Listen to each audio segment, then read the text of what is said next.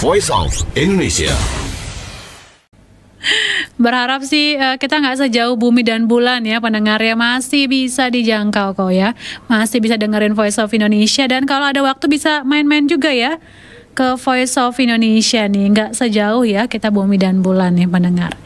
Dan kali ini juga ini sejauh bumi dan bulan nggak ya, kayaknya nggak ya, masih bisa lah kalau ke Turki naik pesawat ya, tapi berapa jam nanti kita tanya ya sama narasumber saya hari ini nih.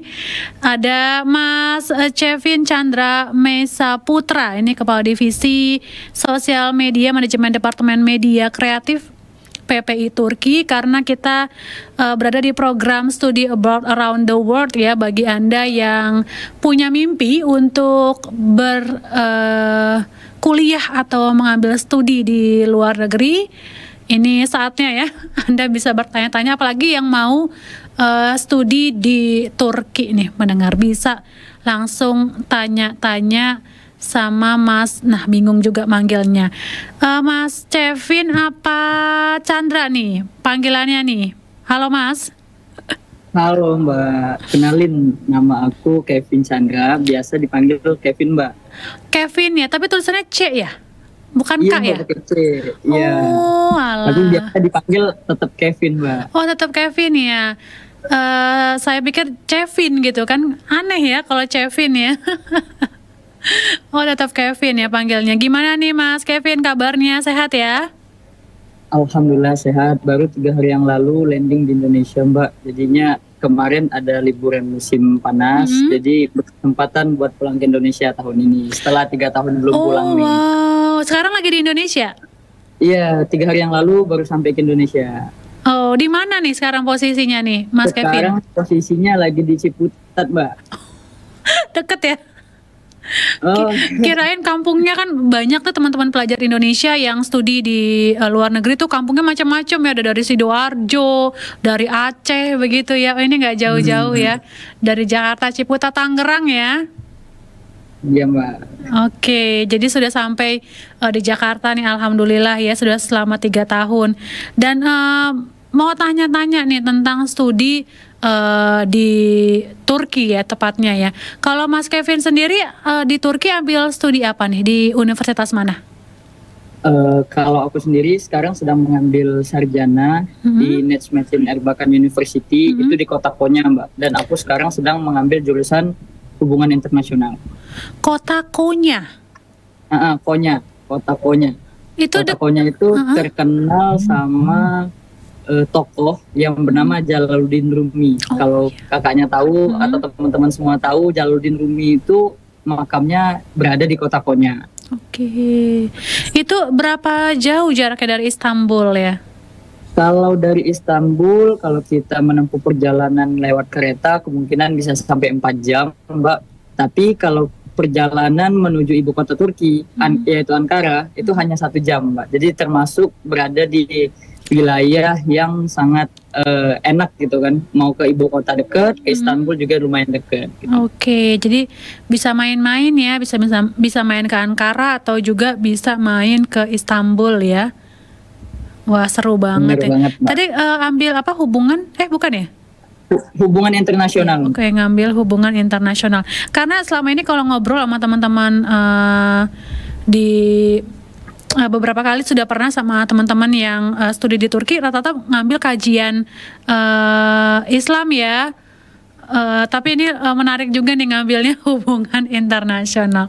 Ini gimana nih tadi awalnya, mungkin bisa cerita prosesnya seperti apa? Jalur beasiswa nggak Mas? Oke, mungkin aku bisa sedikit menceritakan bagaimana bisa sampai ke Turki. Jadi pas aku masih dulu di SMA, aku dulu SMA-nya di pondok pesantren Mbak nih, di pondok pesantren Rodatul Ulum yang ada di Palembang, di kota Palembang. Nah, di mana banyak beasiswa luar negeri nih yang sedang menyebar tuh. Nah, aku yang memang dari awal masuk SMA sendiri pengen banget kuliah ke luar negeri. Jadi aku waktu itu beberapa kali mengikuti program beasiswa, entah itu ke Jepang, ke Turki, dan ke Australia kalau nggak salah. Nah, pada saat yang sama aku mendaftar ke 3 universitas itu. Dimana mungkin Turki menjadi salah satu negara yang mungkin aku sangat ingin waktu itu. Jadi dimana setelah aku lulus di 2021 itu masih COVID, dan untuk Australia dan Jepang itu lumayan ketat buat prosedur dalam kuliah ke sana. Nah, aku memilih ke Turki nih, yang mana di Turki itu dia mempunyai sistem yang lumayan bisa kita jangkau orang Indonesia di saat COVID-19. Nah, setelah aku daftar beasiswa, ya qadarullah aku nggak berhasil lulus nih Mbak, nggak berhasil lulus beasiswa. Nah, tetapi karena tekad tadi udah bulat kalau aku pengen kuliah ke Turki, nah di situ aku cari-cari tuh bagaimana sih kuliah mandiri ke Turki.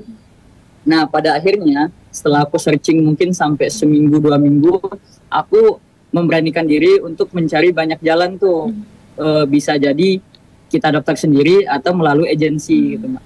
Nah, dan aku sendiri berangkat itu awalnya pengen mandiri nih, tapi karena memang standar waktu itu lagi COVID-19, jadi aku memutuskan untuk pakai agensi, di mana agensi sendiri itu membantu kita dalam terjemah raport dari Indonesia ke Inggris, dan juga ngurusin beberapa perihal yang memang waktu itu saat COVID-19 memang lumayan susah kan, kita keluar juga mungkin agak susah kan waktu itu. Nah, di saat yang bersamaan melalui agensi aku bisa lulus di Najmuddin Erbakan di Kota Konya gitu Mbak. Sedikit singkat ceritanya. Jadi ini mandiri ya? Iya, biaya mandiri maksudnya, tidak melalui jalur beasiswa ya, Mas Kevin ya? Iya Mbak. Betul. Oke. Lalu sesampainya di sana berarti kuliah pakai bahasa Turki? Nah, uniknya Mbak di Turki itu mereka juga menyediakan beberapa pilihan bahasa. Ada yang pakai bahasa Turki, bahasa Inggris, bahasa Jerman, dan bahasa Arab. Nah, berhubung aku masuk ke jurusan hubungan internasional, jadi di mana jurusan aku itu belajarnya bahasa Inggris. Nah, tapi ada mata kuliah yang memang mewajibkan kita untuk belajar tentang sejarah Turki, itu tetap pakai bahasa Turki Mbak. Jadi mix gitu antara bahasa Turki dan bahasa Inggris. Jadi kita harus menguasai dua-duanya nih. Oke, tapi itu ada kewajiban nggak sih kalau misalnya untuk kemarin daftar itu harus menguasai bahasa Turki jenjang, kalau Inggrisnya kan ada nilai ininya ya, skornya gitu ya. Kalau di sana gimana? Apa butuh juga nggak sih kemampuan berbahasa Turki, nilainya, skornya? Kalau kita kemarin memang di Turki itu selalu menyediakan pembelajaran bahasa Turki untuk tahun pertama untuk semua pelajar internasional. Jadi setelah kita sampai Turki, kita langsung disediakan kelas belajar bahasa Turki, yang mana itu jenjangnya bisa sampai mungkin dari A1 sampai C1, kan A1, A2, B1, B2 sampai C1 itu dalam rentan 8 bulan sampai 9 bulan. Kalau alhamdulillah lancar ya. Kalau misalnya ada tersendat-sendat, mungkin sedikit mengulang, ya mungkin kurang lebihnya sampai 1 tahun mungkin. Oke. Oh, jadi nggak harus jago dulu bahasa Turkinya ya, baru daftar ya, baru belajar justru di sana ya? Ya, tapi memang di Indonesia sendiri udah menyediakan beberapa platform juga kan. Mungkin ada beberapa kursus juga yang memang fokus ke bahasa Turki, sehingga pas sampai Turki dan kita dites bahasa Turki lancar, kita bisa langsung masuk kuliah tuh Mbak. Jadi plus minus sih ya, kita mau belajar di Indonesia atau di Turki langsung gitu. Oke. Kalau Mas Kevin kemarin gimana? Udah belajar dulu di Indonesia bahasa Turkinya?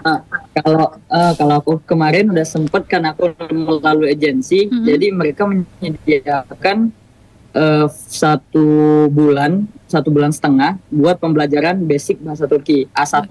Jadi sesampainya di Turki, kita sudah menguasai setidaknya level rendah, yang mana itu basic kan. Mungkin seperti kita pengen belanja atau kita pengen ngobrol sama teman-teman internasional yang lain. Nah, jadinya sisanya aku lanjutkan di Turki Mbak, kayak gitu. Oh gitu. Wah, seru ya kalau belajar bahasa asing tuh, seru banget. Apalagi langsung ya ke negara asalnya nih di Turki.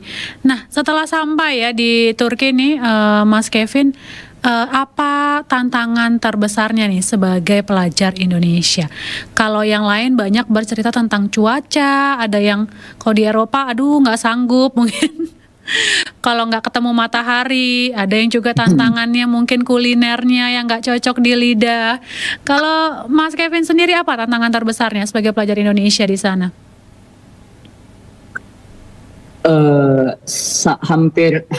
Beberapa mungkin alasan culture shock datang ke negara yang belum pernah kita tuju sebelumnya, ya seperti yang mungkin Mbak sempat sampaikan tadi. Tapi salah satu yang aku highlight banget pas aku sampai di Turki, memang bahasa Turki itu termasuk bahasa yang sulit dipahamin, Mbak, karena dari struktur katanya, struktur penyusunan kalimat itu tuh sangat-sangat berbeda sama bahasa Indonesia, bahasa Inggris. Dimana jadi kita harus benar-benar memahamin satu persatu. Nah, dengan kita keterhalangan bahasa, itu kan juga menjadikan keterhalangan komunikasi dong buat kita bersosialisasi sama warga lokal atau kita bersosialisasi sama pendatang juga dari negara-negara yang lain gitu. Nah, salah satunya yang benar-benar menjadi tantangan di awal adalah bahasa. Nah, setelah itu layaknya kita kuliah di Eropa, kita bakal mengalami 4 musim, yang mana kita di Indonesia nggak mengalami. Jelas Mbak, aku dulu juga pas pertama kali sampai ke Turki itu musim gugur menjelang ke musim dingin, dimana yang kita biasanya di Jakarta cuaca 33, 34, sampai ke Turki jelek langsung. Waktu itu sempat minus 20, dimana itu benar-benar yang waduh, ini aku masih sanggup hidup nggak sih, sampai banyak tantangan yang harus kita yang sampai benar-benar kita cari obat nih, kasih obat buat pemanas badan gitu. Sampai beberapa orang tua juga kan sempat mengalami kayak gimana kabar, apakah bisa nggak ngadepin musim dingin segitunya. Itu kan mungkin menjadi salah satu kenangan yang sampai saat ini masih terbayang di benakku. Dimana di Jakarta biasa cuaca 30 sampai ke Turki minus 20. Jadi, wah, itu benar-benar. Orang tua cemas ya, apa pulang aja gitu ya? Iya Mbak, sempet disuruh pulang nggak? Disuruh pulang nggak? Sempet mikirnya ini kalau udah benar-benar nggak tahan, ya udah nggak apa-apa pulang dulu. Nanti kalau udah mulai hangat lagi kita ke Turki lagi. Tapi kan memang karena waktu itu niat juga lagi ya? Masih puncaknya dan saat itu lagi COVID di 2021 itu Mbak. Jadi kan kita lumayan susah kan prosedur kalau mau keluar masuk negara gitu. Jadi ya udah, aku bertekad semoga ya aku cepat beradaptasi sama lingkungan yang baru ini. Memang mungkin kita benar-benar hujan pun di Jakarta mungkin cuma sampai 20 nih gitu. Di sini kita sampai minus yang kedinginan, kulit merah-merah, kayak itu alergi kayak gitu Mbak. Itu gimana akhirnya menyiasatinya nih? Kalau soal cuaca, kayaknya kalau pakai baju hangat atau penghangat sendiri nggak cukup ya? Nah, jadi uniknya kan kita belajar kan ada kakak tingkat yang berasal dari Indonesia juga. Kasih kita saran gitu, wah gimana nih cara biar mengatasin musim dingin ini gitu kan. Nah, jadi kebanyakan orang Turki itu Mbak, kalau misalnya lagi sedang musim dingin, mereka lebih banyak mengkonsumsi teh gitu. Jadi fun fact juga, Turki itu termasuk negara yang mungkin negara kedua kalau nggak salah dengan konsumsi teh terbanyak setiap hari. Seharinya itu mereka bisa mengkonsumsi 10 gelas teh. Nah, lewat hal yang sudah biasa mereka lakukan, jadi kita juga ikut nih. Kita coba buat minum teh yang memang tehnya tuh beda banget sama teh Indonesia. Iya benar. Dari rasa, dari tingkat kemanisan, yang benar-benar teh itu benar-benar nggak dikasih gula. Jadi kita juga belajar tuh di sana bagaimana sih cara minum teh pahit gitu. Ya dengan berbagai kali kita mencoba, ya alhamdulillah musim dingin itu kita lewatin. Selain dengan kita persiapan pakai pakaian yang lebih prefer, kita juga mengkonsumsi banyak obat-obatan. Kan biasa tuh kalau perpindahan musim kan suka sakit biasanya Iya, kan. betul. Dan yang paling penting itu kita biasanya mengkonsumsi teh. Itu benar-benar menjadi jitu, menjadi resep jitu gitu untuk menghadapi musim dingin. Dan ini keingetan juga nih Mas Kevin, saya punya teman gitu di Turki, kemarin ketika pulang saya dibawain teh Turki. Menariknya saya lihat ya, aduh aku lupa namanya, bungkusnya pokoknya warna kuning ya, kotak begitu. Terus menariknya aku ngelihat daun dia lebih ke bunga-bungaan ya. Bukan kalau kita kan daun teh ya, dia tuh entah ada batangnya, entah ada bunganya apa begitu ya. Kayaknya dia nggak cuman daun teh doang ya, ada campuran yang lain ya, Mas Kevin ya. Iya, jadi di Turki itu kan saking mereka sukanya sama teh, jadi produksi teh di sana tuh dalam berbagai rasa juga, menyesuaikan sama orang-orang kan. Ada yang teh melati, ada yang benar-benar teh yang dengan tumbuhan-tumbuhan Turki. Mungkin aku belum menemukan nama tumbuhannya di Indonesia ya. Aku juga lupa. Aku juga nggak tahu maksudnya bahasa Indonesianya apa. Tapi di Turki itu ada benar-benar bunga atau ya bisa dibilang bunga, bisa dibilang tumbuhan yang itu mungkin hanya hidup di wilayah Eropa mungkin juga kan. Yang dijadikan resep buat teh juga nih. Betul. Tapi memang mungkin kakaknya sendiri udah pernah nyoba kan bagaimana rasa teh Turki yang natural sama yang punya rasa. Kalau yang natural itu benar-benar kita berasa, wah apakah ini benar-benar teh? Soalnya di Indonesia tehnya enak-enak loh. Dari baunya, dari ininya kan. Kalau kita di Turki aneh ya, memang benar-benar mencari khasiatnya gitu kan. Ya benar-benar. Jadi aku coba itu kemarin, tehnya itu unik sih rasanya ya. Kita kan biasa nyobain teh tubruk di sini, entah teh Solo, entah teh apa gitu yang rasa daun tehnya kuat dan wangi begitu ya. Kalau di sana tuh rasanya apa ya?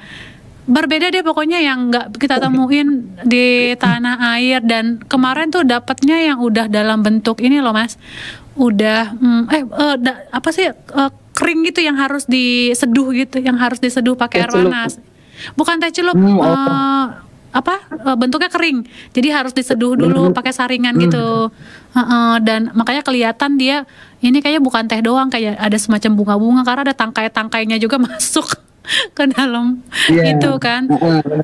Pas dicoba tuh memang ya beda ya rasanya, pahitnya tuh kurang kalau menurut aku. Kalau teh Indonesia kan strong ya, ini kurang strong tapi apa ya, unik sih ya. Unik sekali. Dan itu jenisnya kata teman saya juga ya, unik juga di deskripsiin iya gitu. Sulit ya. Dan jenisnya ternyata katanya banyak ya, macam-macamnya itu jenis banget, macamnya banyak banget. Jadi kadang-kala kalau teman saya pulang ini, saya memang oleh-olehnya sih lebih ke teh sih. Sama biasanya kan kalau ada orang yang berlibur ke Turki tuh bawa semacam bukan selendang ya, untuk bahan jilbab. Itu kan lucu-lucu juga ya. Ya, benar. Warna-warni gitu ya. Ya, itu seru banget. Jadi memang tantangannya pertama itu cuaca ya tadi ya, sama bahasa. Dan kalau untuk sistem pendidikannya sendiri nggak jauh beda gak sama Indonesia nggak sih di sana? Kalau ini aku bahas di sistem perkuliahan ya. Kalau di perkuliahan sendiri di Turki itu dia kiblatnya itu seperti kurikulum Eropa. Jadi kalau aku lihat perbedaan sama perkuliahan di Indonesia itu lumayan sih. Ada hal-hal yang memang kita berbeda. Contohnya di Turki itu nggak wajib skripsi, Mbak. Itu satu. Nah, yang mana memang menjadi dambaan sama teman-teman di Indonesia kan, yang mana mereka harus skripsian di akhir tahun. Belum tentu. Aku dulu kuliahnya non skripsi loh. Oh iya, tapi mungkin mayoritas teman-teman di Indonesia, mayoritas benar-benar harus pakai skripsi. Kalau sekarang di Indonesia ada pilihan ketika mau lulus tuh mau pakai jalur mana, jalur skripsi atau non skrip. Tapi kalau jalur non skrip minimal ada jurnal yang harus dikerjakan, nggak harus bikin skripsi, tapi ada jurnal atau laporan begitu untuk tugas akhirnya. Tapi aku nggak tahu itu di kampus aku doang apa di kampus Indonesia secara umum ya. Tapi itu secara umum kalau di Turki ya? Hampir aku bisa mungkin menilai 90% kampus negeri dan swasta yang ada di Turki itu nggak menganut skripsi. Wah, seru tuh ya. Jadi nggak kepikiran ya, kalau di Indonesia tuh kepikiran EYD-nya tuh kalau bikin skripsi. Wah, luar biasa sekali. Mas Kevin, mohon maaf nih karena waktunya yang terbatas sekali. Mungkin 3 tips singkat nih ya, kalau mau kuliah ke luar negeri apa yang harus diperhatikan nih? Oke, mungkin aku bisa membagikan beberapa pengalaman juga. Dan tips dari aku yang nomor 1 itu ini, kita harus benar-benar mencari informasi seluas-luasnya. Kalau bisa sebelum kita berangkat ke negara yang ingin kita tuju, kita harus mencari informasi seluas-luasnya. Sehingga saat kita sampai ke negara yang mana ingin kita tuju, kita nggak banyak ngebatin nih bahwa wah kok kayak gini, wah kok gitu. Atau kita juga nggak mengalami salah langkah nih saat kita memang udah memastikan kita bakal kuliahnya di Turki gitu. Jadi kalau tips dari aku yang pertama, kita carilah informasi seluas-luasnya, entah itu dari alumni yang pernah kuliah di sana, atau entah dari teman-teman yang sempat exchange di sana, atau dari sosial media. Kan sekarang kita sangat udah open banget kan, lewat sosial media semua bisa di searching gitu Mbak. Nah yang kedua, pahamilah negara mana yang akan kita tuju. Di sini aku meng-highlight seperti sekarang aku sedang kuliah di Turki. Jadi gimana aku juga mempelajari budaya-budaya mereka, dimana kita juga harus ngeblend sama teman-teman lokal yang ada di Turki sendiri. Nah, jadi sangat penting juga buat kita memahami background dari negara yang akan kita tuju nih. Jadi secara tidak langsung juga itu bakal memudahkan kita saat kita sampai di sini dengan kemungkinan culture shock-nya yang lebih sedikit mungkin seperti itu. Nah, yang terakhir mungkin aku bisa menyampaikan menurut pengalamanku kuliah di luar negeri itu tidak sebahagia dan tidak semudah apa yang orang lihat di status kita, apa yang orang lihat di Instagram kita. Iya, setiap kita punya struggle-nya masing-masing. Maksudnya di sini kita bakal tetap melewatin step-step tersebut gitu, entah itu stepnya berat atau ringan gitu. Secara tidak langsung juga mengajarkan aku bahwa kuliah di luar negeri itu bisa dibilang kadang lebih sulit daripada teman-teman yang mungkin kuliah di Indonesia. Jadi persiapkan mental, persiapkan diri bahwa sesungguhnya mungkin banyak ujian yang bakal kita hadapi yang kadang itu nggak sempet terpikirkan sama kita sekalipun gitu. Nah, jadi mungkin itu 3 tips yang benar-benar harus ditanamkan buat teman-teman tuh yang pengen kuliah di luar negeri, khususnya yang pengen kuliah di Turki, bisa juga tanya-tanya ke teman-teman yang ada di Turki atau tanya ke aku sendiri. Mungkin itu saja Mbak tips dari aku. Tipsnya tadi tuh 3 dari Mas Kevin. Jadi kalau mau tanya-tanya detail bisa langsung ya ke Instagram PPI Turki atau Instagramnya Mas Kevin sendiri nih pendengar. Terima kasih Mas Kevin untuk waktunya. Salam untuk teman-teman lagi di Indonesia ya. Oh, teman-teman di sana nanti ya. Kalau lagi di Ciputat boleh main loh ke RRI ya, ke Voice of Indonesia nih di depan Monas kantor kita ya. Terima kasih sekali lagi Mas Kevin, sehat ya. Ya, terima kasih juga Mbak atas waktunya. Terima kasih juga buat teman-teman sahabat RRI. Semoga silaturahminya akan terus berlanjut buat kedepannya. Amin, amin, amin. Ya pendengar, demikian tadi ya bincang-bincang hangat saya dengan Mas Kevin Chandra Mesya Putra. Ini selaku Kepala Divisi Sosial Media, Manajemen Departemen Media Kreatif PPI Turki. Voice of Indonesia.